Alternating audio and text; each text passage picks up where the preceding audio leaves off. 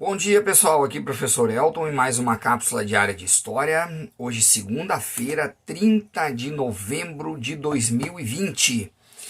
E é isso aí, findou-se novembro. Então, dia da amizade Brasil-Argentina, dia do Estatuto da Terra, dia do síndico, dia do teólogo e dia nacional do evangélico. Na história, em 1803, em Nova Orleans, representantes espanhóis transferem oficialmente o território da Louisiana para um representante francês, na famosa transferência da Louisiana dos espanhóis para os franceses.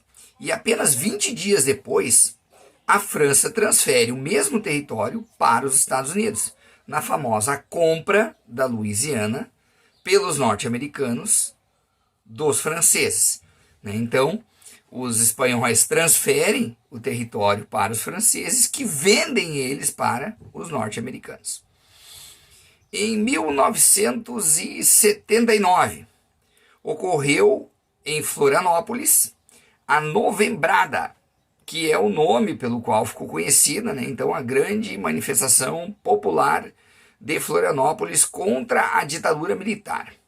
Este protesto aconteceu no centro da capital catarinense em 30 de novembro de 1979. Naquele dia, o general João Batista Figueiredo, então presidente do Brasil, foi à cidade para participar de solenidades oficiais, como a inauguração de uma placa em homenagem ao Marechal Floriano Peixoto.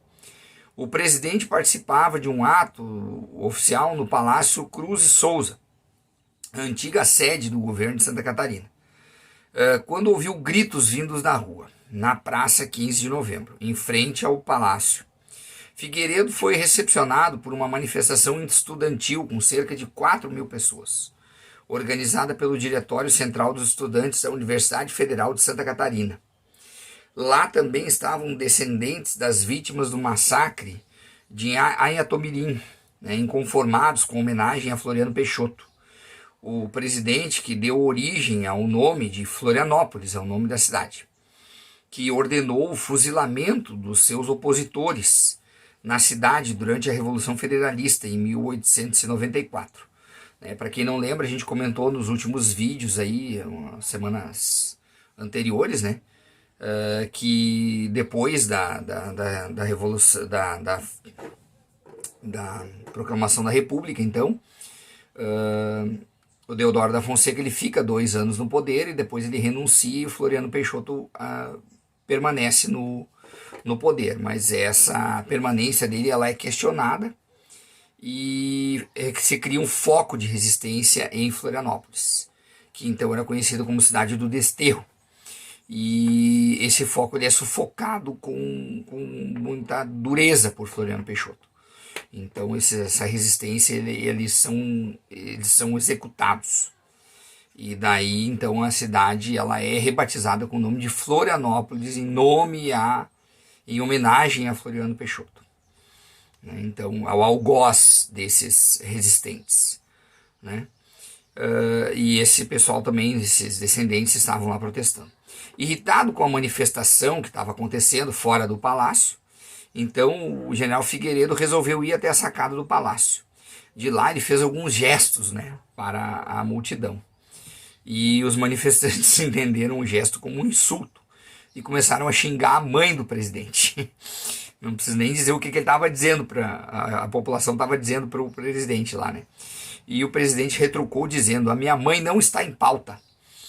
Gritou, então dizendo isso.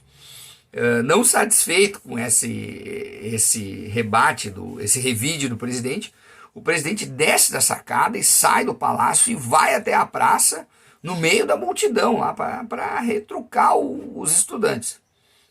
E a confusão só aumentou. E com isso resultou na prisão de uns 15 estudantes lá, que acabaram, aliás, uns 7 ou 8 estudantes que acabaram presos por uns 15 dias lá. Então deu uma confusão lá na praça. Eles acabaram arrancando a placa em homenagem ao Floriano Peixoto, que foi uma das coisas que o general Figueiredo tinha ido lá fazer essa homenagem. E os protestos então continuaram, e esses estudantes continuaram fazendo protestos. Acabou que em fevereiro do ano seguinte, em fevereiro de 80, esses estudantes acabaram sendo soltos, colocados em liberdade. Né? Foi uma baita de uma confusão essa novembrada aí. Também no dia 30 de novembro de 1979 era lançado o álbum The Wall, da banda Pink Floyd, né? Um dos mais emblemáticos álbuns dos últimos tempos. The Wall, do grupo inglês, né, de rock progressivo Pink Floyd, ele foi lançado como um disco duplo. Foi o 11º álbum do grupo e depois foi executado ao vivo, com efeitos teatrais e adaptado ao filme longa-metragem também chamado Pink Floyd The Wall. O disco foi um sucesso em 1980 e atualmente ainda é um dos mais vendidos da história, com cerca de 30 milhões de cópias. Em 1982, também 30 de novembro, né, foi lançado o álbum Thriller do Michael Jackson, que é o disco mais vendido da história. Ele foi o 6º álbum de estúdio do Michael Jackson. Foi lançado pela Epic Records. Na sequência, o sucesso de crítica e público que o músico havia conquistado com o Off the Wall, né? E as sessões para a gravação do Thriller ocorreram entre abril e novembro de 1982 em Los Angeles, com um orçamento de produção de cerca de $750 mil, obtidos pelo produtor Quincy Jones. Das 9 músicas do álbum, 4 delas foram escritas pelo próprio Michael Jackson.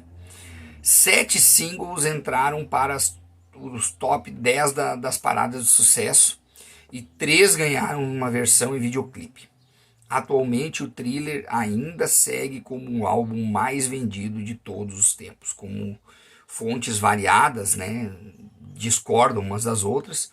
Umas apontam 51 milhões de cópias e outras falam em 65 milhões de cópias vendidas. Fora as piratas, né? Estamos falando só das originais. O disco também ganhou um número recorde aí de 8 prêmios Grammy em 1984, incluindo o de álbum do ano. Certo, pessoal? E com isso encerramos a nossa cápsula diária de história de hoje. Desejo a todos uma abençoada semana e uma excelente segunda-feira. Um abraço do professor Elton e fiquem com Deus.